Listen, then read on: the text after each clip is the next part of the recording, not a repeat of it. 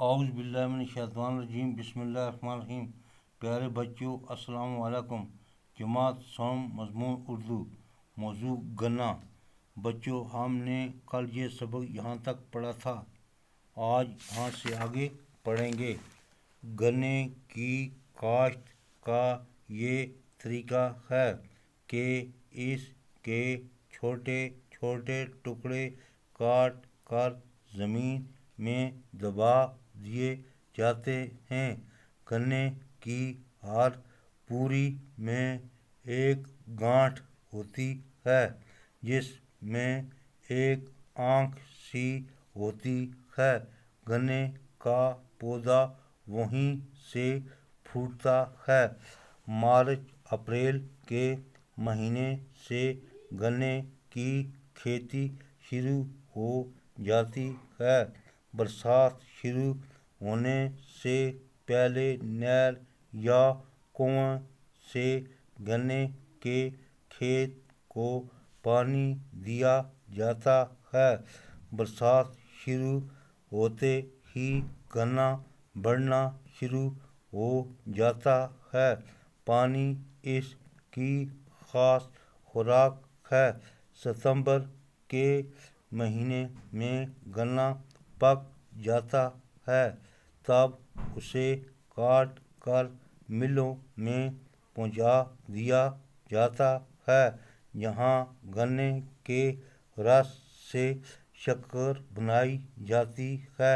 शक्कर से तरह तरह की मिठाइयाँ बनती हैं।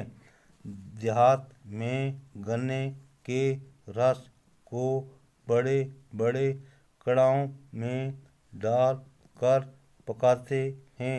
जब इसकी चाशनी बन जाती है तो इसको ठंडा कर के गुड़ और रहाब बनाते हैं।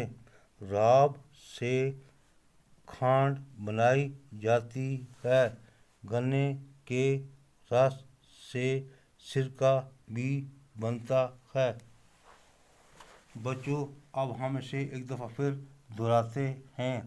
गन्ने की काश्त का ये तरीका है कि इसके छोटे छोटे टुकड़े काट कर ज़मीन में दबा दिए जाते हैं। गन्ने की हर पूरी में एक गांठ होती है जिसमें एक आँख सी होती है। गन्ने का पौधा वहीं से फूटता है। मार्च अप्रैल के महीने से गन्ने की खेती शुरू हो जाती है।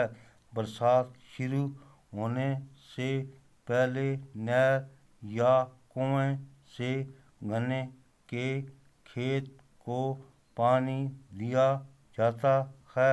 बरसात शुरू होते ही गन्ना बढ़ना शुरू हो जाता है। पानी इसकी ख़ास खुराक है। सितंबर के महीने में गन्ना पक जाता है, तब उसे काट कर मिलों में पहुंचा दिया जाता है। यहाँ गन्ने के रस से शक्कर बनाई जाती है। शक्कर से तरह तरह की मिठाइयाँ बनती हैं। देहात में गन्ने के रस को बड़े बड़े कड़ाहों में डाल कर पकाते हैं। जब इसकी चाशनी बन जाती है तो इसको ठंडा कर के गुड़ और रहाब बनाते हैं। रहाब से खांड बनाई जाती है। गन्ने के रस से सिरका भी बनता है।